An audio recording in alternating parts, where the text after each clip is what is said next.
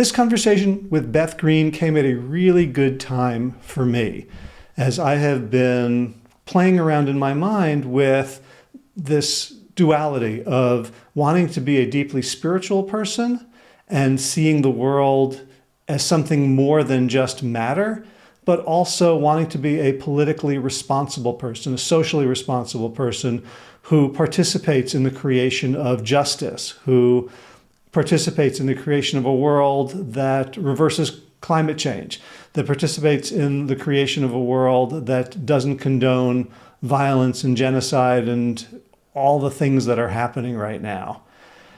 And I didn't know how to balance that. And it felt like I was swinging wildly back and forth between sort of trying to be blissed out about a harmonious universe versus feeling like I have to learn everything about every bad thing that anyone's ever done.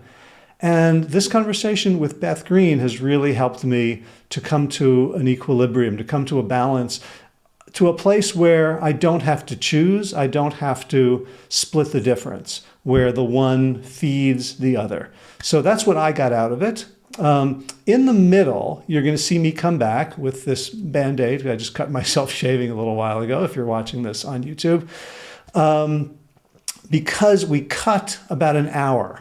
And what happened was Beth is an intuitive counselor, and after talking about her and her life, I said, hey, do you want to do, show me what you've got? And she said, are you sure you want to do this? And I said, yes. And then she hit me with a question that led to some really deep, hard, painful private work. And so at the end of that, I decided that I was not going to share that. So we just bring it in. I'll reemerge. I'll pop up at that moment to just highlight the gap, because otherwise it could be confusing. And then we'll finish it out, and I'll come back and see you at the very end. So without further ado, Beth Green, welcome to the Plant Yourself podcast. Well, thank you, Howie. I'm so delighted to be here. This is really good timing for me. And I'll explain why as we go along. But I just want to say, we've been trying to schedule this for a while, and it turns out that today is a perfect day for me. So I got sick. We messed up some times.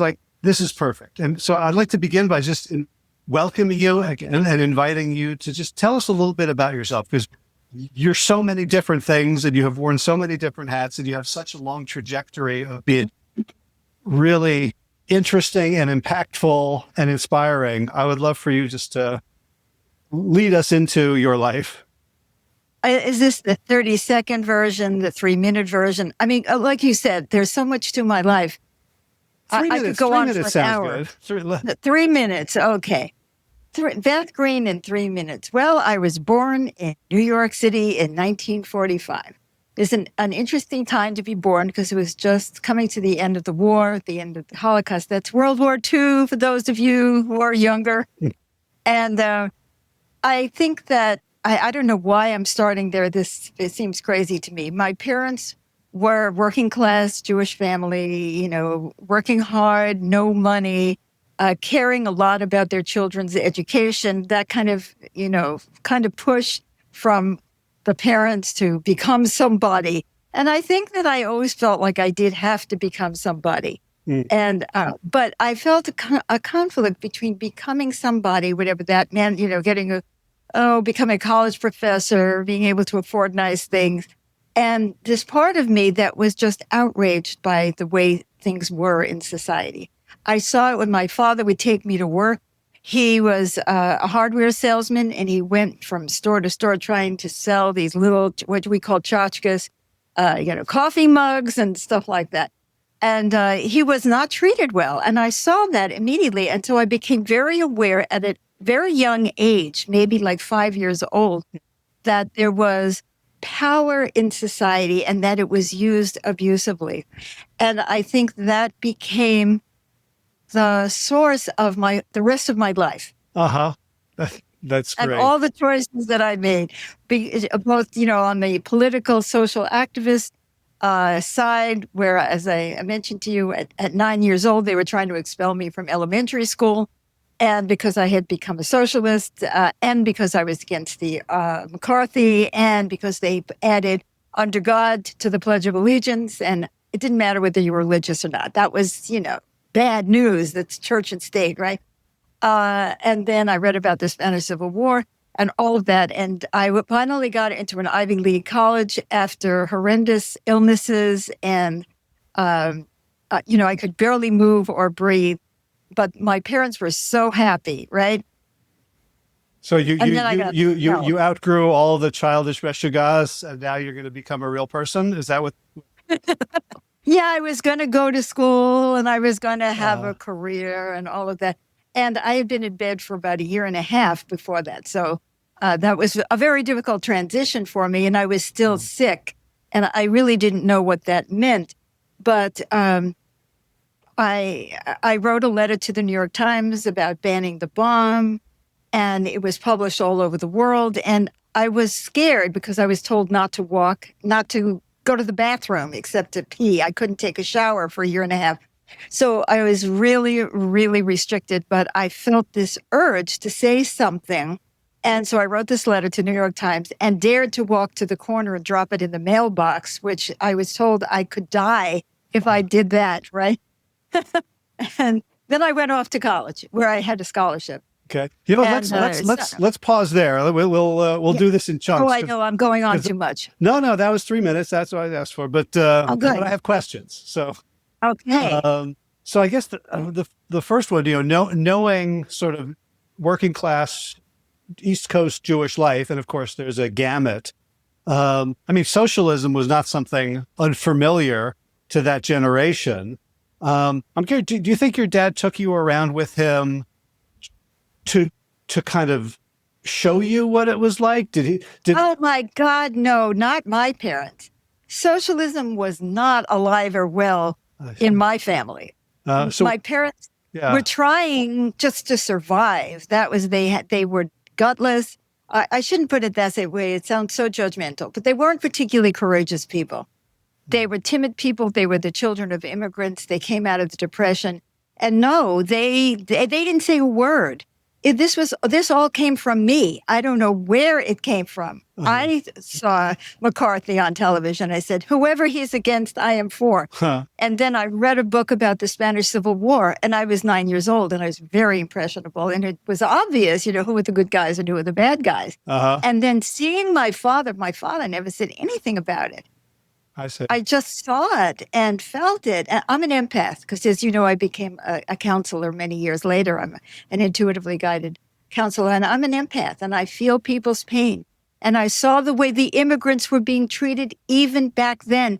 Jewish immigrants coming over from displaced persons camp being made fun of by Jewish people living in our community.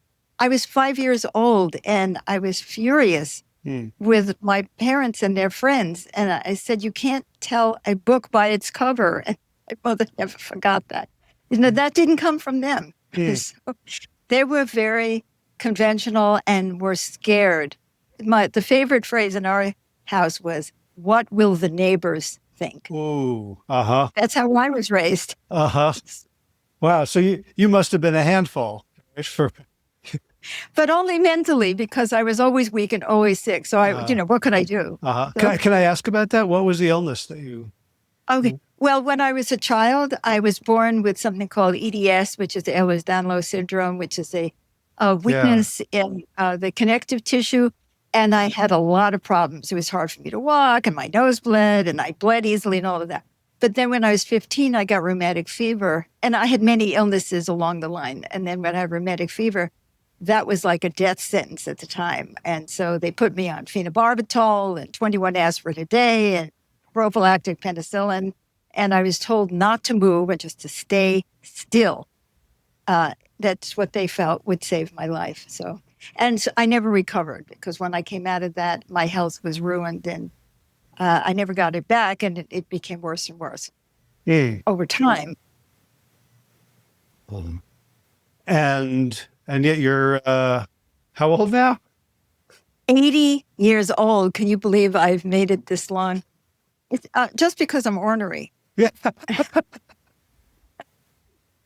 I know I'm very lucky. I have a husband who does all the physical things in the house, the shopping, the cooking. If you have to plug something into the wall, or open a box, that's him. I can't do anything, but my mind is still with me. Gotcha. So I learned to live in my mind because there wasn't much body to go around. Gotcha. Gotcha. I guess I'm pushing ahead a little bit. Like when I think of an empath, I think of someone who has a sensitive sort of body awareness, right? And so I'm hearing you say, like, you live in your mind and not so much in the body, and yet you're empathic and you can kind of sense other people and what they need and what's going on with them. How does that work? Well, I don't know. I've never thought about that question.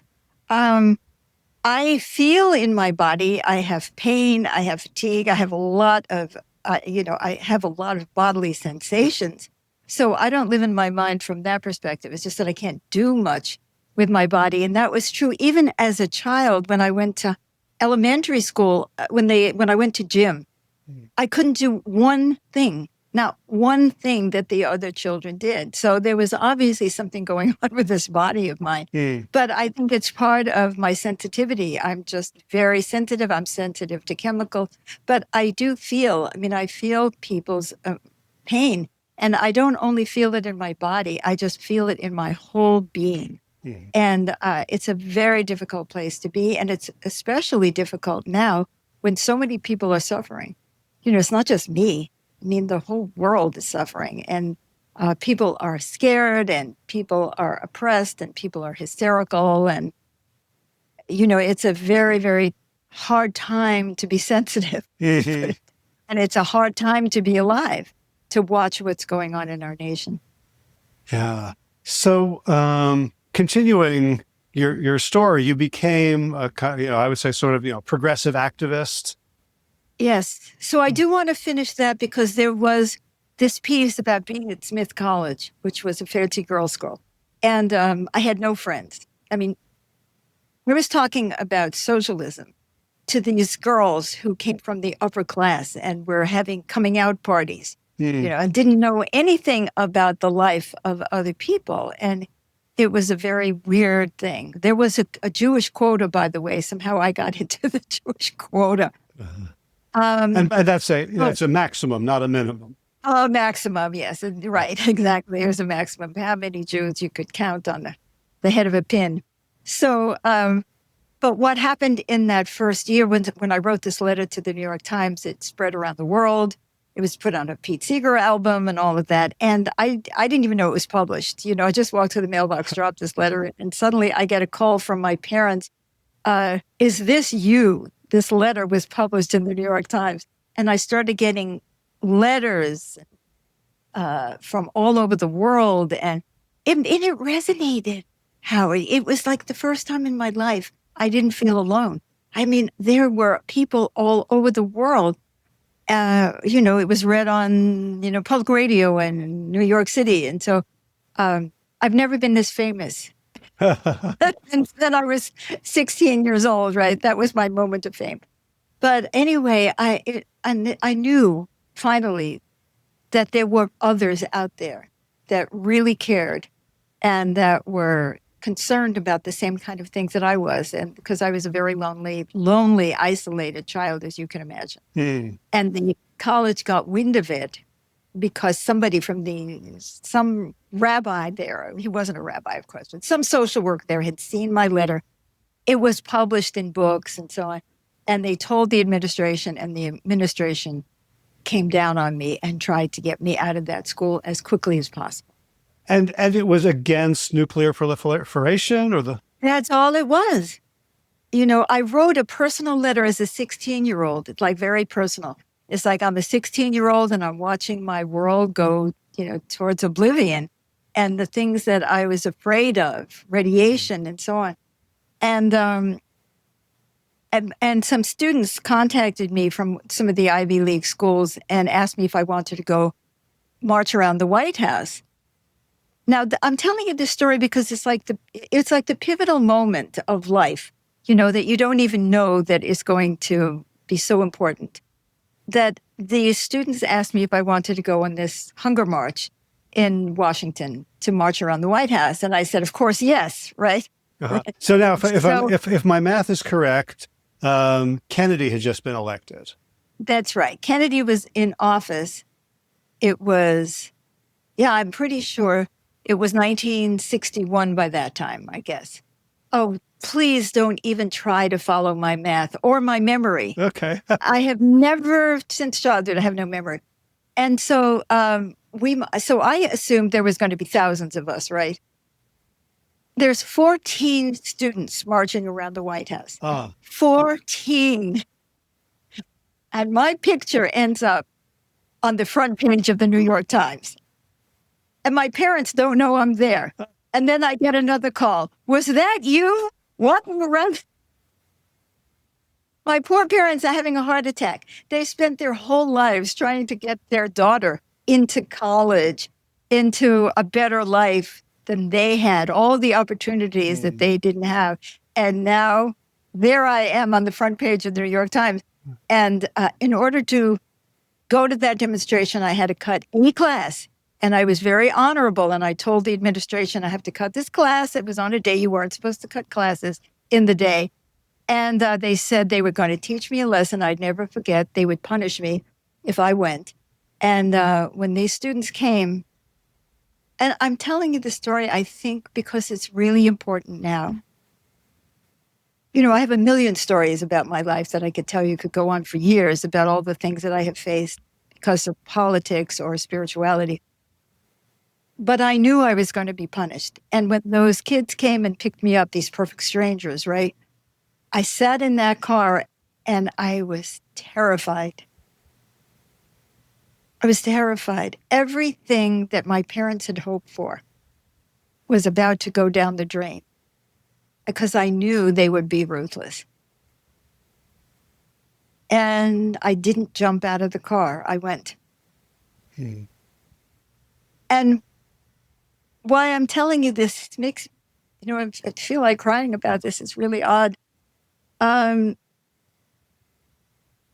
had made a choice. And it's the same choice that we have to make today. That every one of us has to make today. Are we going to go along with this police state? Are we going to go along with a ruthless income inequality, capitalist system that really doesn't care what it does to people? Are we going to go along with this treatment of immigrants? Are we going to go along with the dismantling of our democracy and our world? Are we going to take the risk of everything that we love being taken away from us? And that's why I'm telling you this story, Howie, because I think that today we're all facing that, at least those of us who are here in the U.S. And some people are standing up and some people aren't. Yeah. Well, I always wondered, like, what went on in Nazi Germany among good people. How could it have happened? Right. Now I totally get it. Like now I'm weighing like, well, what do I do? I mean, first of all, it's I'm not in the US at the moment, but that's not an excuse to do nothing. But there's a calculus that comes in. Like I have a much greater empathy for ordinary Germans who went along. It's like, do I want to lose my job and my house and not have any, business prospects and be ostracized? Yes. So there's, and I think, one of the things that I'm discovering is how contagious cowardice and courage are. Yes. So that. Yes, this might interest you. When they finally got to expel me, they put me on a probation where I couldn't cut any classes, which was impossible because I was barely out of bed and very, very weak. And they knew it. I mean, they knew it. So they had an excuse and they expelled me without a hearing, by the way. I was sent to a gulag without due process. I got no due process. And even the ACLU wouldn't take on my case. They weren't going to stand up to Smith College. I was alone after that, alone and crushed. And I understand that feeling of being gone, like everything just gone. So And did you go back home? I had to. I had no place else to go. But they said, and this was the cute thing, they told me that had to leave the school that day. My parents are working in New York City, and they're going to be in Massachusetts and pick me up that day. It was impossible. I couldn't even reach my parents. And so I begged them to give me another day so my parents could come and pick me up. I couldn't drive. I was a 16-year-old sick girl with no car. Been spend most of my life, sick. And but they said this, and this is in alignment with what you just said. They said, you have to leave immediately because you are infecting the other girls. That was the happiest moment I could have done. I thought, I am not infecting these girls. I don't see it. I don't see anybody being infected. Right. But they said I was infecting the other girls. So you're right. Courage. And the other girls who had not spoken to me all year came to my room that night and helped me pack. Something in them was touched by what was happening to me. I think they realized that if it could happen to me, it could happen to them. No one was ever expelled. If you were caught having sex on the front lawn, they might ask you to leave. This was really draconian. Even my teachers begged them to let me finish the school year. They put it in my record that I was expelled for infringement of academic regulations or something, which meant that I was cheating, which of course wasn't true. They said they'll make sure I'd never get into another college. And something was stirred in these girls that at least in that moment, they felt the need to support me. Yeah. Well, you're only like 6 years ahead of your time, right? Like by 67, like 6 years later, that was the norm. Exactly. I'm always ahead of my time, even with my spirituality. So that doesn't make for a very successful life. But yeah, well, it depends how you measure it. Right. So I just got to. Does Smith College send you fundraising email letters? No, they don't. They expunged me from the record, probably. Okay, because I know expensive universities. I know, my university found me in Spain. I have no idea how, but I get the Alumni Weekly. Well, I get from UCLA and Brooklyn and all that. Right. The U.S. government can't find me. They can't send me my tax returns. But Princeton University, they must have a drone. They know exactly where I am. So why are you in Spain? If it's okay for me to ask a question. Yeah, sure.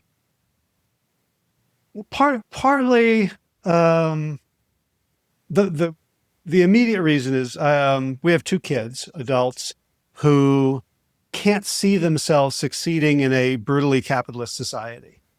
Oh, really? They're artists, they're musicians, they're writers, and every time they would, express a desire to do that, something in those fields, the whole society came together and said, okay, yes. Music, you could be a music teacher, you could do music therapy. Oh, art, you could do art therapy.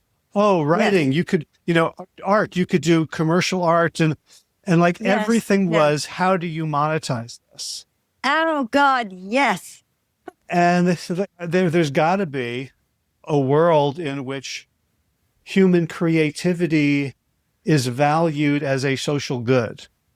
So we look at capitalism, some things are valued, making people sick so they have to take drugs is highly valued. It's a part of GDP, but taking care of children or aging parents is not valued. It's not considered part of GDP unless you go to work and you pay somebody else to do it. Yes. And they saw that there was nothing, there are famous artists and musicians who are very successful, but that's a shell game, right? Yeah. It's like saying, oh, I'm good at basketball, I'm going to make the NBA. Well, almost nobody does, right? And the few that do, right. So they moved to Spain, to Barcelona, and after a few months, my wife and I were like, "What are we doing here?" Like first of all, I'd been in deep depression since 2016 when Trump won. Oh, Um, oh, right. And I want to say that having sort of like my mother was a Holocaust survivor. And oh, I think I know just from what I understand about epigenetics that I inherited um, neurologically active threat receptors, like yeah. just seeing things well before they happen, and Wow. being ready to to bolt. And a friend of mine and I, we came up with sort of a spreadsheet. We called it the boiled frog fascism spreadsheet, because most of the Jews never got out of Germany, Yes. or like when they could have. My Yes. mother's family did. First of all, they were in Vienna, so a lot of Viennese Jews managed to survive. Yes. But Yeah. I feel like I sense danger even when there is none. Right? Yes. It's a tremendous cost. There's a lot, there's a lot of health issues, and just, Yeah. it's not a great way to live. But the advantage is when there is something now that resembles danger, I'm very quick to notice it. And for some reason, it didn't occur to me like, oh, let's stay and fight. It's like, let's follow the kids. Let's see what, what something else could look like. And I don't know more than that. My wife is also not American. She was born in Namibia in Southern Africa. And so she didn't really have an allegiance.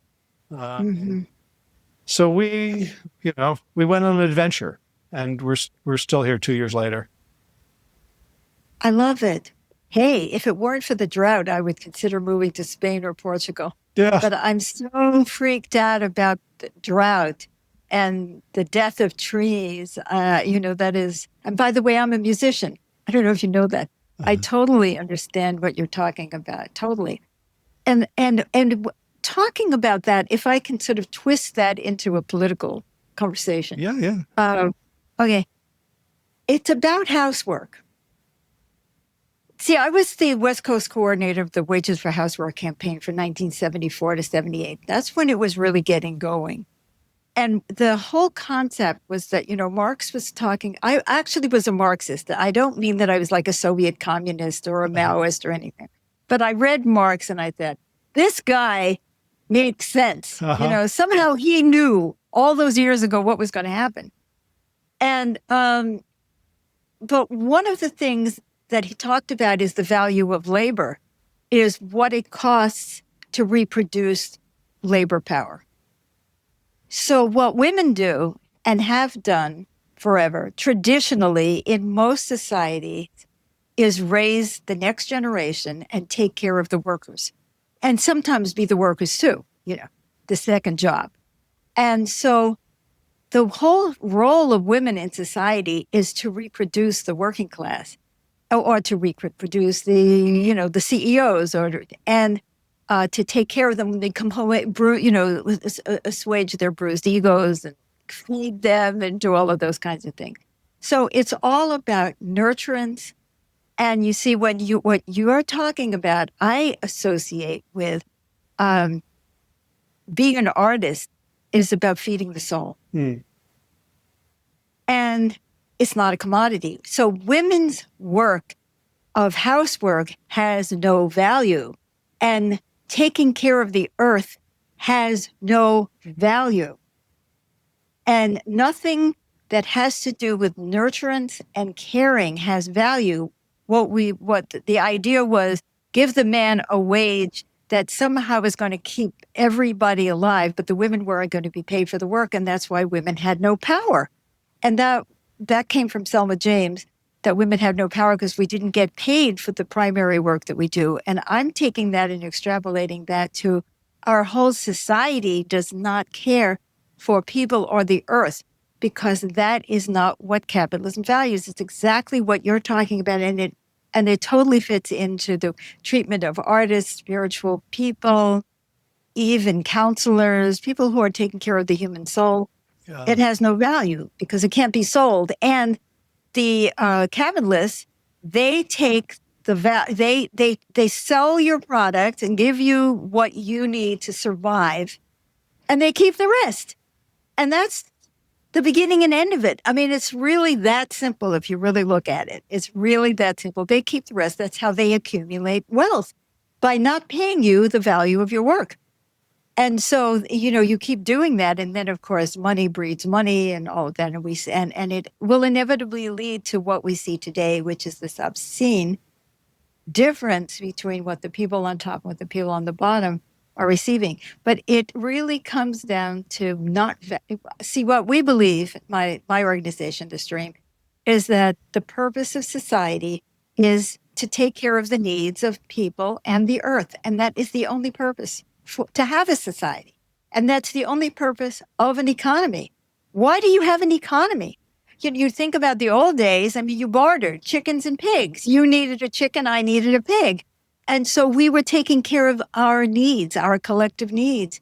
And that's the purpose of an economy. But no, under capitalism, the purpose of economy is to make profit. And in order to make profit, you have to not pay people what the value of what they're creating. And what they do instead is, what do you have to give people in order to survive so that they can come back and work the next day? Right. And not revolt. Right. Absolutely. Right. Absolutely. Bread and roses. That's right. Or bread and circuses, more like. Bread and circuses. That's right. Yeah.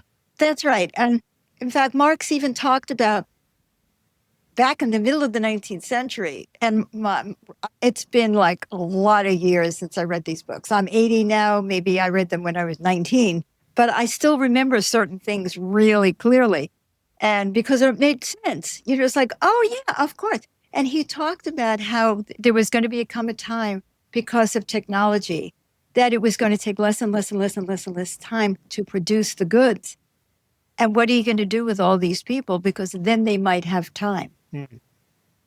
You have people working 2 hours a day. They might have time to start demanding that their needs be met or think about it. And so you have to find other ways of social control and keep people busy and all this nonsense, which we see today. Yeah. And I work as a consultant and coach and trainer in organizations, and I'm on the soft side, right? I'm on the side, like, let's teach people how to work together as teams, how to support each other, and one of the saddest things about that work is that in order to get it, we have to justify it in terms of, right? So we write books about, look, these are these companies that have instituted and implemented these humane policies are making more money. Look at this company. Look at, it's conscious capitalism. Right. This is the way. And of course, the unspoken corollary is, well, but if it doesn't make more money, then it's not worth doing. As opposed to, what if we implemented all this and we all made less money, but we're happier and human and we don't come home and kick our dogs and vote for fascists. Drink and take drugs and vote for fascists. Yeah. Oh, yeah.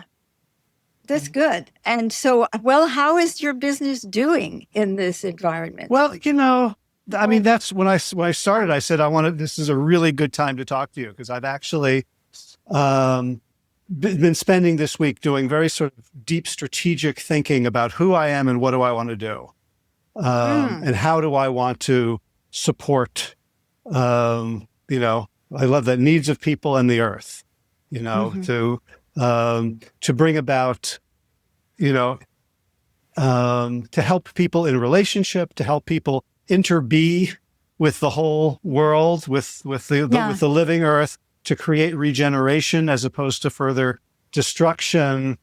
And so the first thing I'll say about that is I have been whiplashing between two different types of influencers and content. And the reason when I got the pitch from whoever sent me the pitch for you to be on this podcast is that you do both spiritual and political.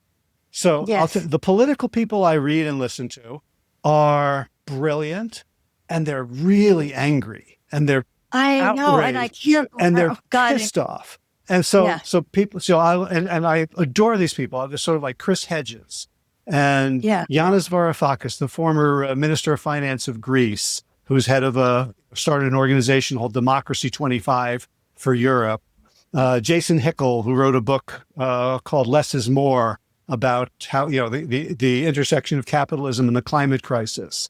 And Peter Beinart, who wrote a book called Being Jewish After the Destruction of Gaza. And of course, all of these people are saying, they're reading Marx, they're applying it, they're saying like this is how shitty things are.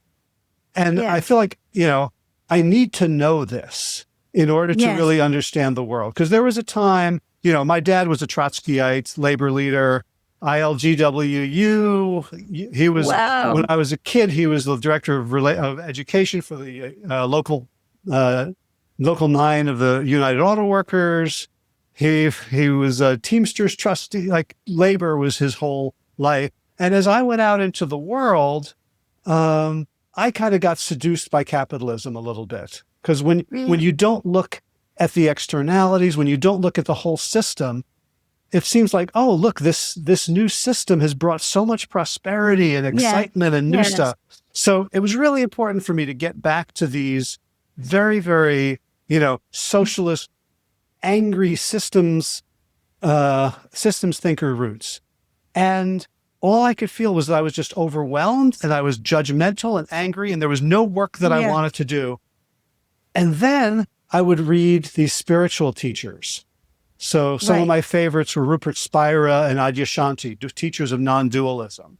Michael Singer, who did the surrender experiment and the untethered soul. Ram Dass, a perennial favorite that I would listen to. And these people are talking about like the real purpose of life on this planet is for us to get to know ourselves and develop our spirit and to be present and to not take things personally. And then I would get caught up in the spiritual world, and your feet were no longer on the ground. Yeah, I was no longer like, oh, okay, so this is the Maya, this is the illusion, the 10,000 things. So right. Need this to is do some illusion, right? Right. I don't need to do anything about it. Right. Tell that the people who've been sent to the El Salvador prison. So life is an illusion, right? So both of those, one of them makes me feel better and allows me, like the spiritual stuff allows me to be powerful in my feet, right? I'm not on the ground right now, to walk out into the world and see people as beautiful souls, to console people, to be wise. And I could do that and make a lot of money and not worry about the rest. And there's this, so that's kind of what I wanted to talk to you about. Oh my God. How do we live in both of these? And right. I love it. I totally understand. Well, let me tell you, I was a leftist until 1978. I became a socialist in 1954. And then in 1978, I went to an Al-Anon meeting, which was for the families of alcoholics. And I looked at those people and I was burnt out with politics. The infighting, the anger, the hatred, the polarization of the left was disgusting. Mm-hmm. And I couldn't stand it. And I was badly treated by the leader of our movement. And it wasn't just me. She went and she picked off all the leaders in North America, Canada, New York, LA. That was the three of us. She picked us all off and got rid of us. And I mean, it was politics, it's just awful. And so I was in shock and didn't know what to do next. First my life was destroyed by illness. Then my life was destroyed by being expelled from college. And then but then my life was destroyed by just facing up to how bad the left was. And because it was still there, because there was no self-awareness. There was no self-awareness. It was all blame and anger and all of that stuff. That was my experience. Other people might have a different experience. Okay. It sounds utopian, but it wasn't. And then came the spiritual awakening. And I looked at these women and I said, they know something I don't. They're a lot more serene than I am. And then suddenly I started hearing God. Now, remember, I'm a Marxist, right? And, I was on the outs with the whole left because I was a Marxist and I believed in making revolution, class revolution. I wasn't interested in taking drugs, tuning in, dropping out, doing any of those things. I never came to me. I didn't use drugs. I didn't want to be arrested for nothing, and I was in underground movements. I did a lot of stuff. I was working with the Black Panther Party. Let me tell you, I was all over the place. And then,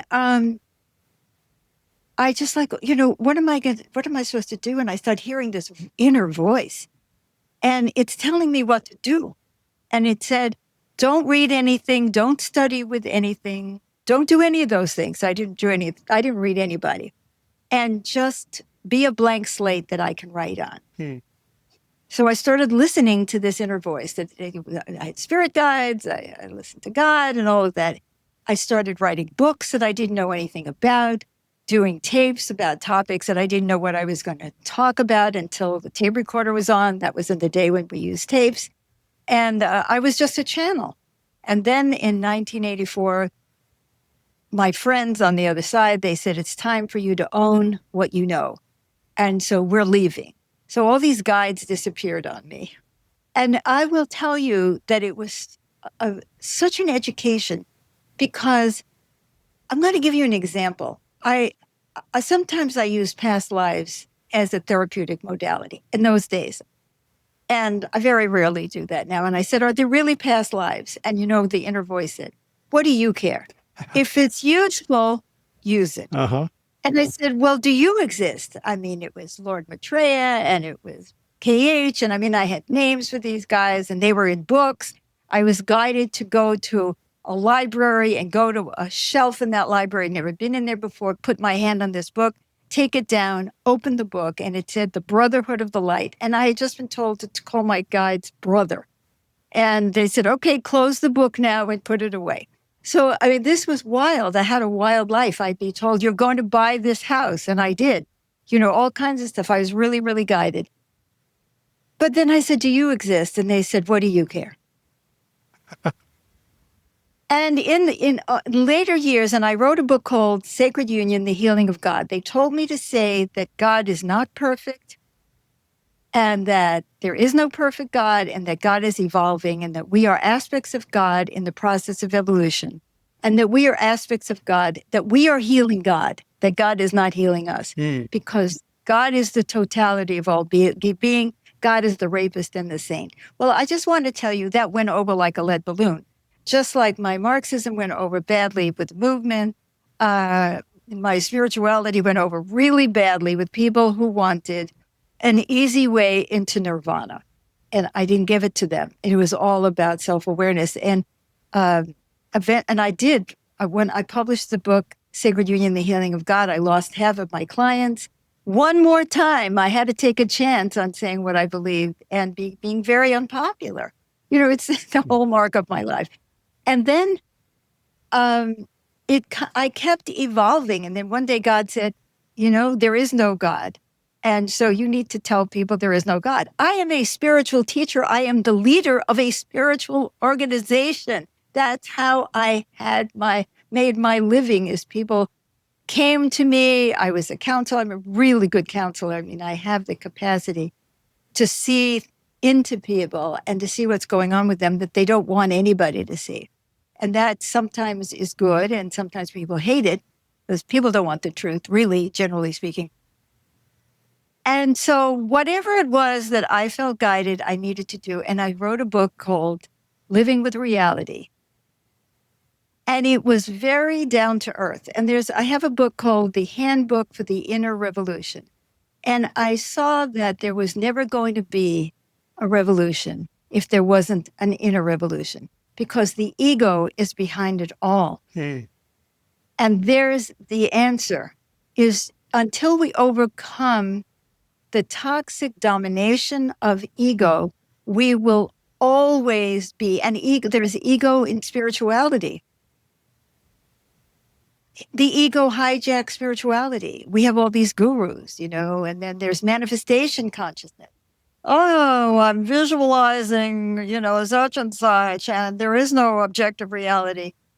That's not what I was taught. You walk into a wall, it's going to hurt because there is a wall there. And we have to deal with reality. We have to live with reality. We have to find a way to be congruent with it. And the ego is born when we are born. The ego is self-preservation. To put it in very simple terms, is what do I do? And you're describing that you were born with a highly sensitized ego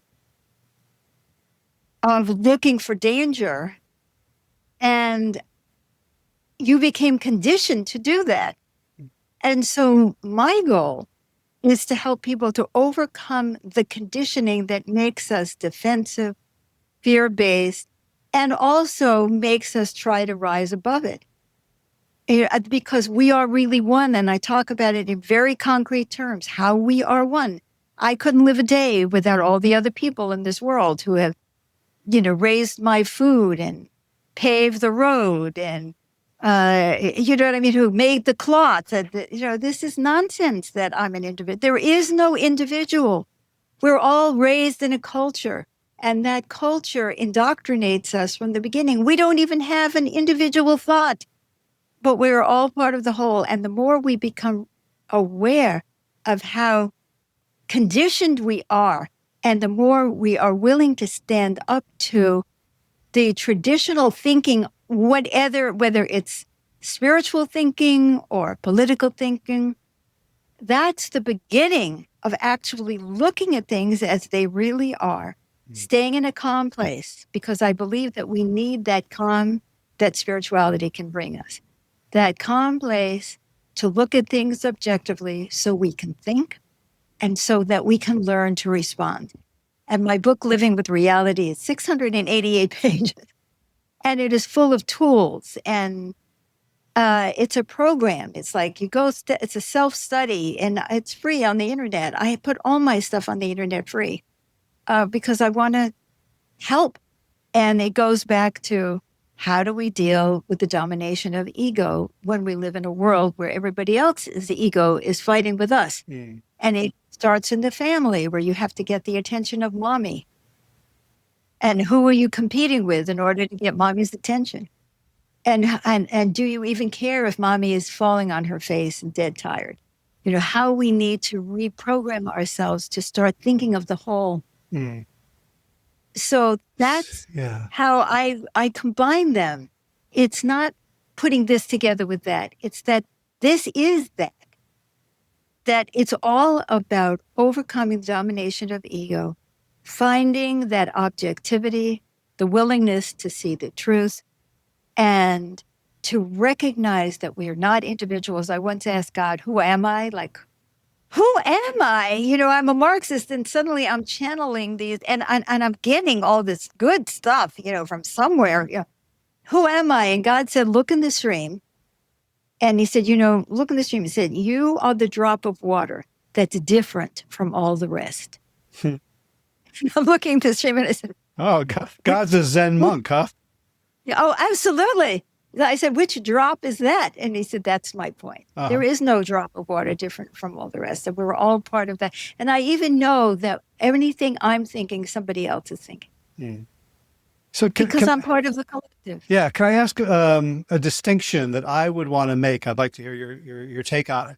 So you talk about ego as sort of the self-preservation instinct.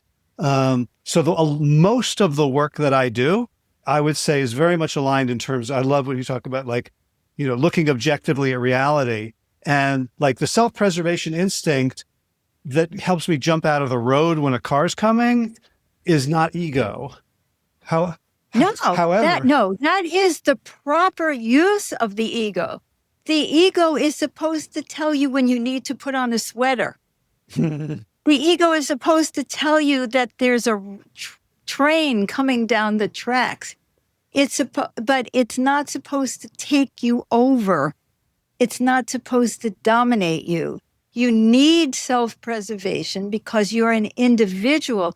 See, the way I put it is it's becoming oneness is the first step of my program. The second one is becoming differentiated, is you are an individuated aspect of the whole.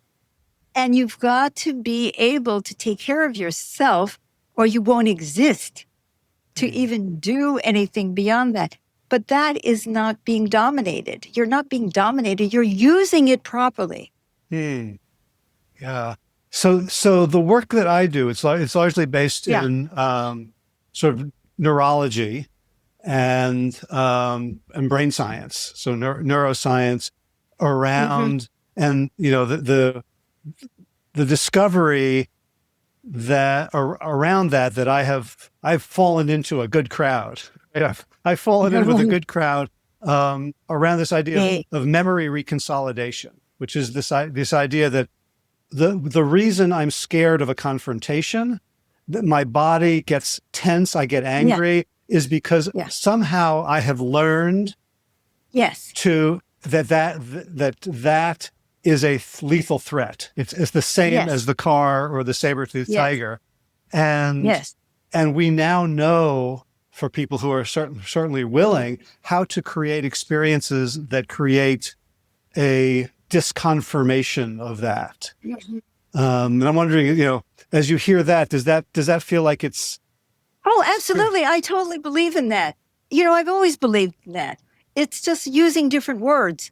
It's like we get programmed to a certain reaction. But what I have discovered is that it's not so damn easy to reprogram. I do not find that easy. And I call it, I do a lot of redos, like go back and redo this experience, or feel that you had a loving parent at that moment. Yes. And try to get back into that energy. So I do all kinds of work just like that and always have, really. But it's amazing how many people, no matter how much they try and we try, it's so deep. And because it is associated with survival, it's the first minute we're born. We're in the oneness, right? We're in the womb. And then suddenly we're out there. And we've got to start crying. And if we don't cry, nobody's going to take care of us. See, and then we learn various techniques, tools, patterns that work with our families. Like, if my mother is going to be the kind of person who is influenced by guilt, I learn how to guilt trip. Or if she's fear-based, I can create fear in her, or whatever it is. I pick out who in the family looks like they're really going to take care of me. And then I pander to them. And I've got these programs that go back to birth, Howie. And it's not just traumatic experiences that happen to us when we're 12. It's just part of, I think it's a stupid design. I have told God, I'm going to put my phone on Do Not Disturb. I have told God that the whole human race is a stupid design. And I think that the whole universe is a stupid design. And I'll tell you why. Because this bullshit about you're in school, right? The spiritual teachers, they tell you you're in school. Oh, really? Would you send your child to a school where they put cigarettes into their arms to teach them? Would you call that a school that you would put your children into? No. So it's all screwed up. And I blame God. But, God is not perfect. God is evolving. God was doing the best she could. And, I'm wondering if we just aren't an experiment gone awry. Yeah. Yeah. Also needs, where I think. Oh, yeah. But this is all based on needs. No, I said knees. We have needs. What's that, disease? Knees, like knees? Like the knee joints. I think that was also a mistake. I think. Oh, well, of course, there's so much evolution that, if we're putting chits into the suggestion box, I just want to get that in there. Yeah, could you get rid of the knees? And could you get rid of menstruation while you're at it? And, could we have a more enlightened approach? And what is this nonsense about women have to have pain in childbirth? Question for you. So I can sort of imagine how easy it is to stay clear on belief and message when you have voices talking to you all the time. I don't know, once the voices stopped and they said you're on your own, how do you keep, like, what do you do to not like, all right, we're in this world, Yes. like one of my challenges is I keep forgetting what I believe, or I keep getting, seduced by another, like this person or this idea. And I feel like I have, No rudder. well, You have I have rudder, like values and but you have priorities and an understanding, you have but it's still, you have no rudder. yeah.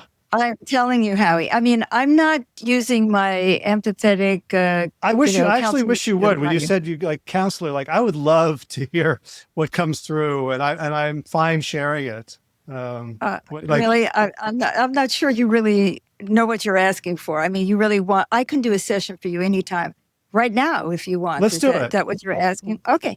Okay. But first of all, let me tell you that I didn't lose the inner voice. It just didn't come in the form of Nasser, Moria, and all of that stuff. And it's different. It comes in more of like inner knowing, but I do not have the same. I was trained, go left, go right, do this, do that, don't do anything. I was told, don't drink any water until I tell you to. I mean, I was really trained to listen. So I live at the intersection of the human and divine. I'm always listening.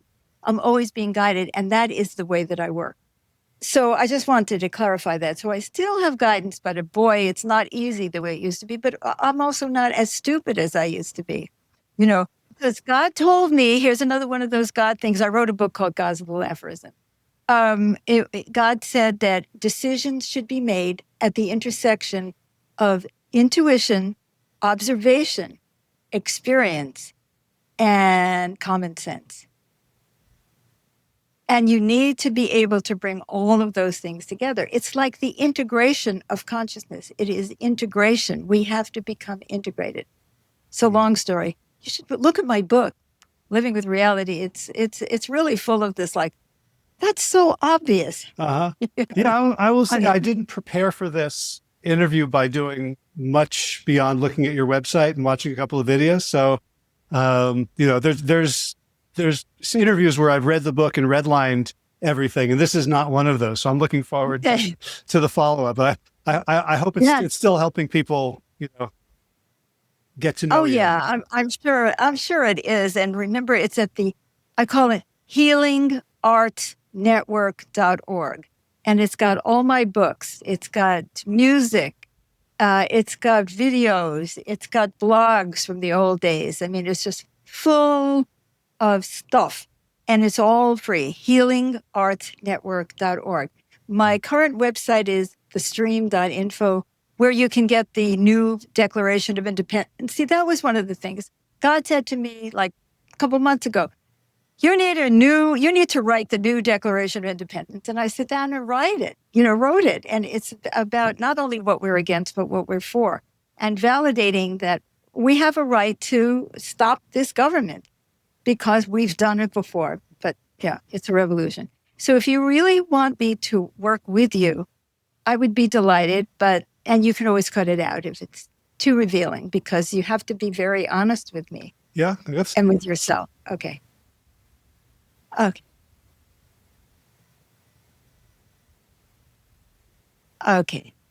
So I may ask you questions that go against what you already think and believe. And by the way, I just want to say something about beliefs. In my book, I wrote something down once. I just channeled it, called The Path of Not Knowing, and that we need to be not knowing. And beliefs are just beliefs. They have nothing to do with reality. And so don't get attached to any belief system. Just whatever, if it's working and it helps, use it. If it doesn't help, dump it.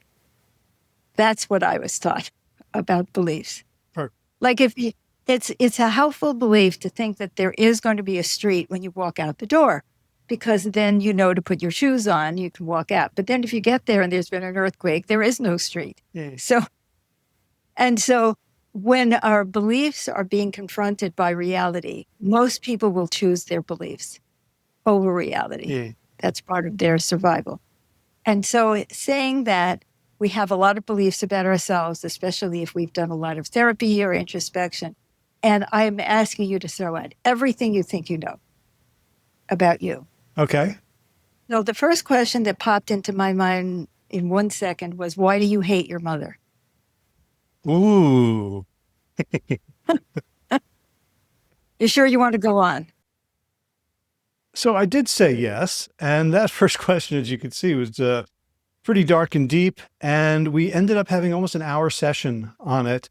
And at the end, it was clear that this was not for public consumption. There were too many privacy issues with people in my life.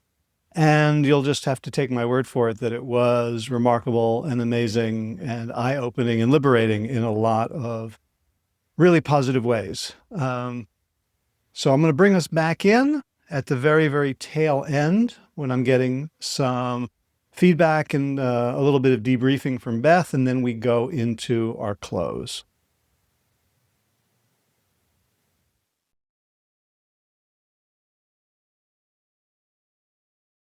You're going to be all right, no matter what it looks like, no matter how bad it gets. Something on the inside survives and can grow. And I love that you're committed to that and that you want that for everyone.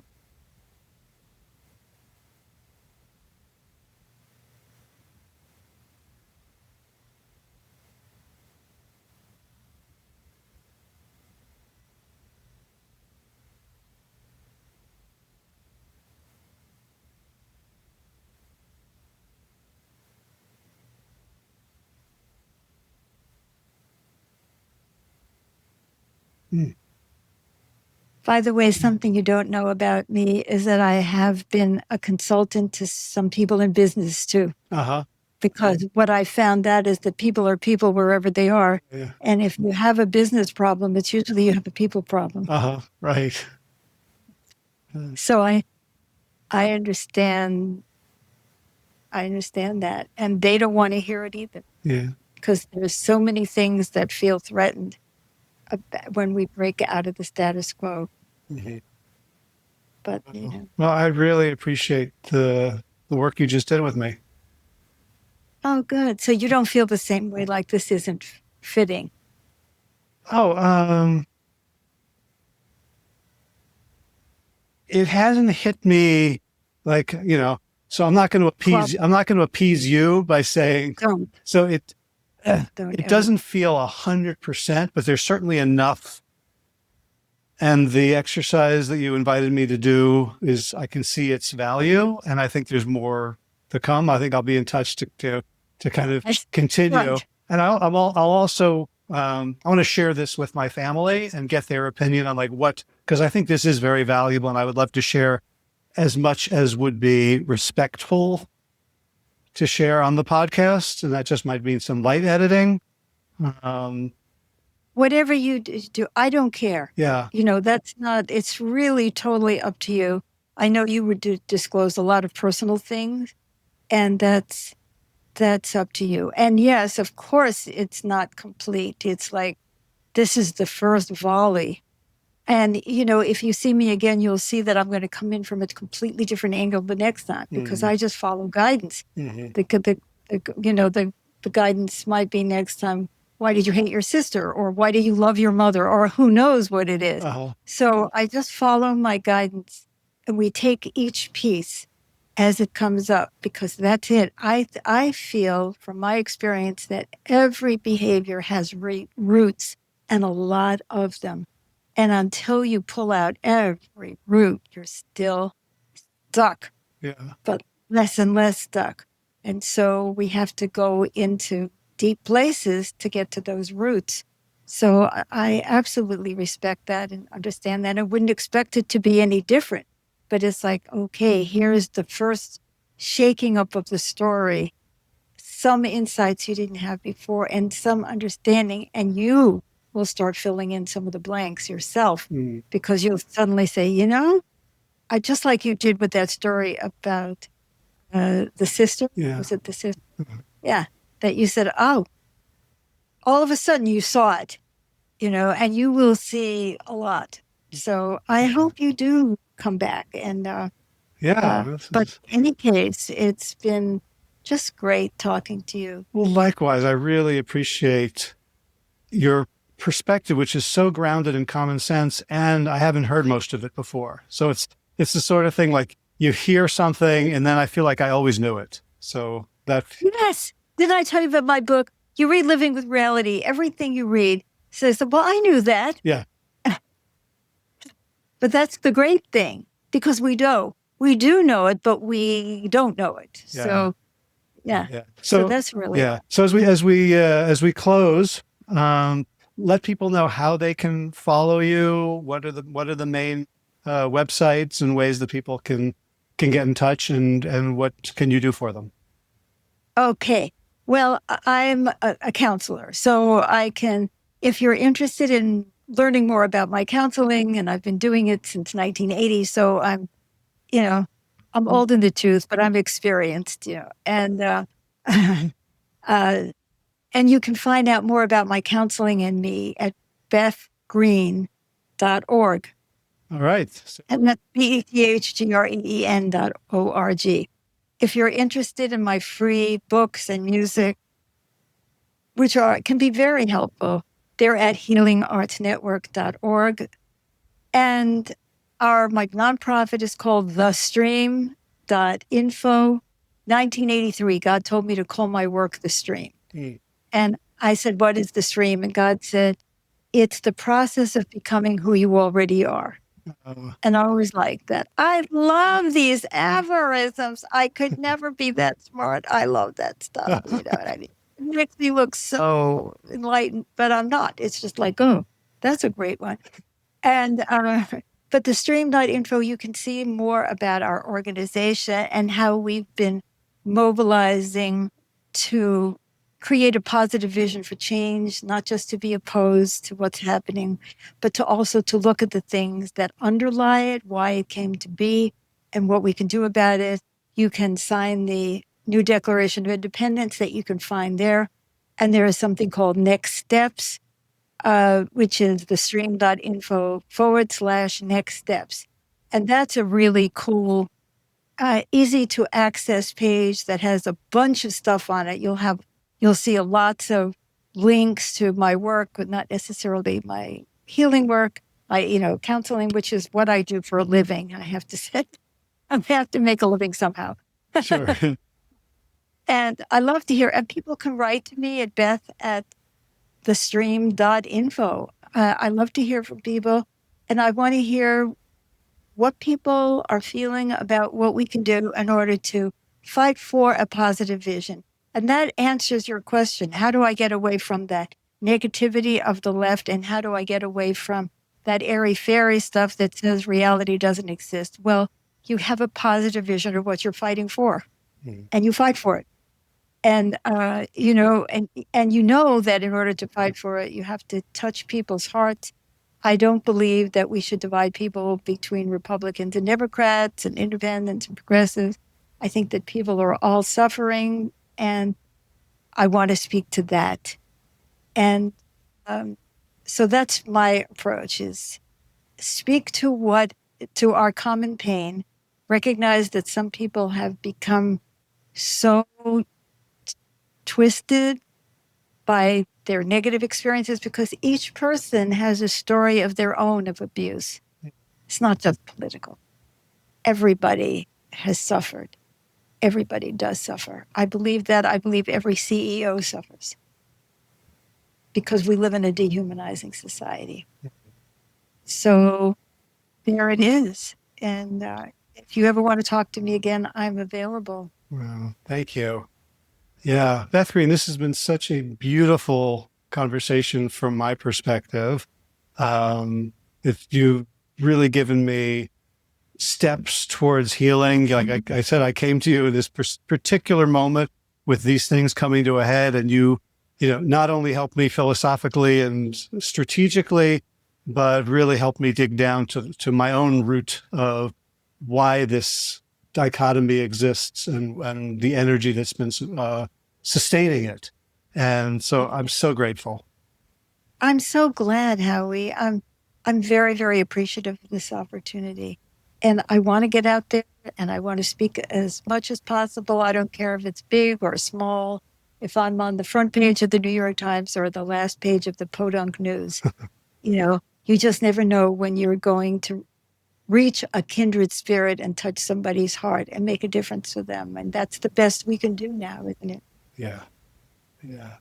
Well, thank you so much for all you do, for your 80 years of light. May you live to 120. And thank you for taking this time with me today. Thank you, Howie. God bless. God bless. And that's a wrap. You can find the show notes with links to everything we talked about today at plantyourself.com/624.